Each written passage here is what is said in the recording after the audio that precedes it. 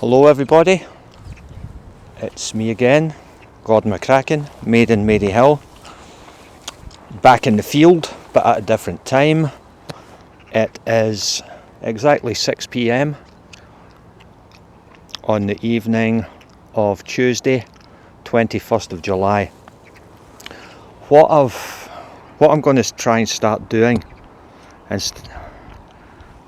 started today, is make a list of topics or points that I want to talk about when I do these little videos, and I also want to make them shorter. So max, I'm watching the counter on the back of the camera, we'll make this 10 minutes maximum, because I'll be perfectly honest, yesterday I was working on my Facebook page, getting that, my personal Facebook page, getting it ready, and also editing. I finished checking out the third part of my video testimony and rendered it on the computer, and obviously I'm listening back to them to see that they're all right, to see that they've worked properly. And I'll be honest, it's hard going even for me, so what on earth it will be like for strangers or new or whatever. So try and keep these short. So I started a list today about topics I want to cover, and one thing I was thinking about today, how do I know, because these are questions that I've asked myself, how do I know it was this certain female family member who sexually abused me? There's a deer ahead, I don't know, I'll try and zoom in, bit of light relief. Can you see that? Where is it? I can hardly see her. Oh, forget it. How do I know it was this specific female family member? Well, back in the mid 1990s, I'm sure some of you, well, most people will know that every now and then, every so often, there's a big media frenzy over the latest sexual abuse claims, and whatever celebrities or whatnot. So back in the mid 1990s, the actress Roseanne Barr went public with her sexual abuse, and obviously it was all, that's when I used, back then I used to look at tabloid papers and whatnot, so I was fully aware, and it was on the news. I used to watch TV back then as well, and so it was all over the press and media. And she had appeared on the Oprah Winfrey show, and one day I was talking to this female family member, and this person, this female, was talking to me about it, Roseanne Barr, blah blah blah, and she said to me, I was sexually abused. Now, having known this female for a very long time, I just dismissed what she said, because her behaviour was shocking. She wasn't the most honest of individuals I've ever met, so I kind of dismissed it. But it was a while later she disclosed to me again on 2 separate occasions, not only that she had been abused, but she spoke to me about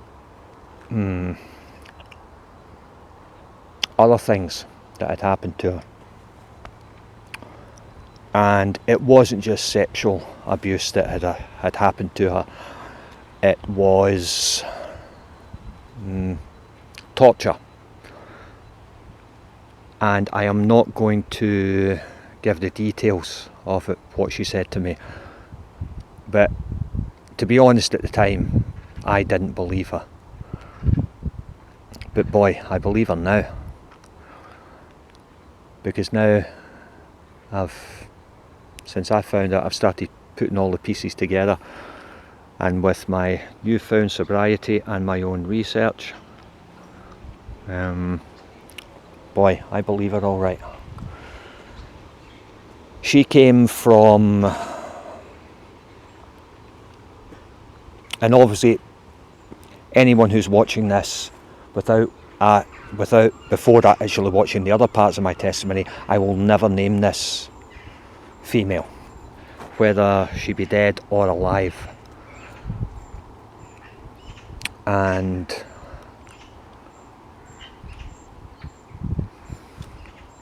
so anyway, she spoke to me about actually what had happened to her, and it was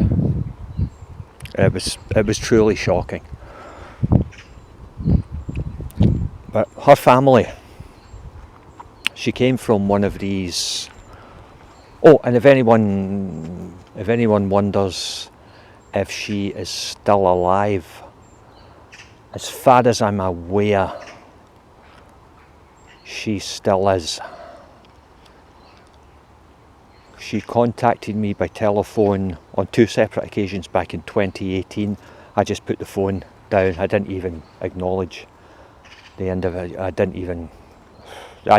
I have nothing whatsoever to do with any of my family members. And I may go into... No, let's get into it now. And one of the reasons... Well, there's countless reasons why I have nothing to do with them. But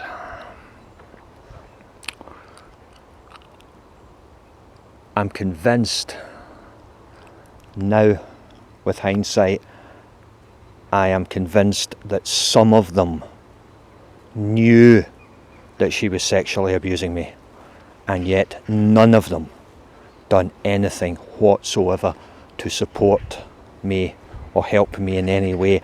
And two family members, 2 of them were serving police officers at the time. And one of those serving police officers, anyway, he was not a very nice person. It's one of the things I'm going to do in these videos. I'm not going to start swearing or being abusive. I used to do that when I was younger. The old me, before I got sober, before I got counselling, before I found out, the old me was, well, not a very nice person. And one of the things I'm trying to do is, since all this has come out, is try and be a bit of a better, nicer person. I've got a long way to go. So anyway,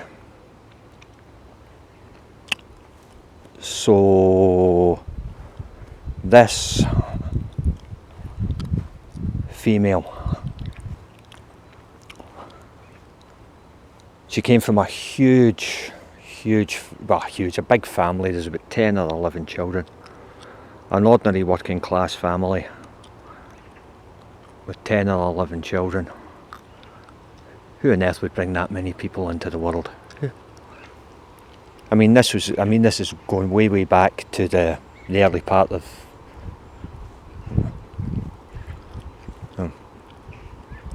early to mid 1900s. Huge family, and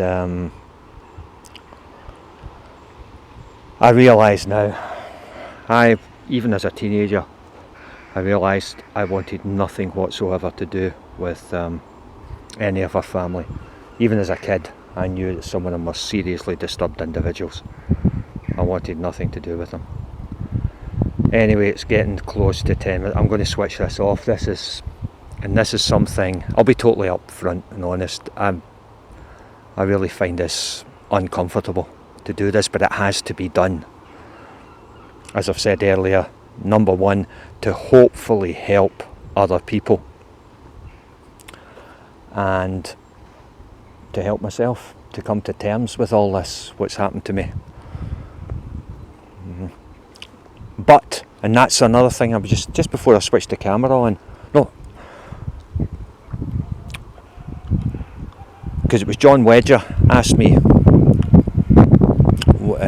when we had a chat one night on the phone earlier this year. He says, how do you feel since finding out? And I'm going to be totally honest, and you can either believe me or not. Finding out that I was sexually abused has been, without a doubt, the single greatest thing that has ever happened to me. My life was an absolute mess. And as I said, I'm an absolute mess, but now, oh my goodness, that's what it was all about. That's the reason for all these problems. And it's great now, as I was talking to someone when I was doing counselling, and he says it's great now because you can put all the puzzle pieces. My life was just like a jigsaw, but there's just a whole mess of pieces lying on the floor or in the box, and now I'm actually putting all the puzzle pieces together and everything makes sense now and I understand it. But I won't lie, it still is very, very difficult to come to terms with. So anyway, that's how I knew, what are we on, about 12 minutes, that's how I found out it was this family member. I'm able to put all pieces together. Her family were absolutely shocking. I can't prove it, but well, they were just sadists and, well, extremely disturbed people. Anyway, I'm going to sign off for just now. So this is Gordon McCracken, made in Maryhill, in the field. There's some people on camera, and we'll just let it go at that. Thank you so much for watching this. God bless each and every one of you who is watching this, and God bless all victims and survivors of all sexual abuse.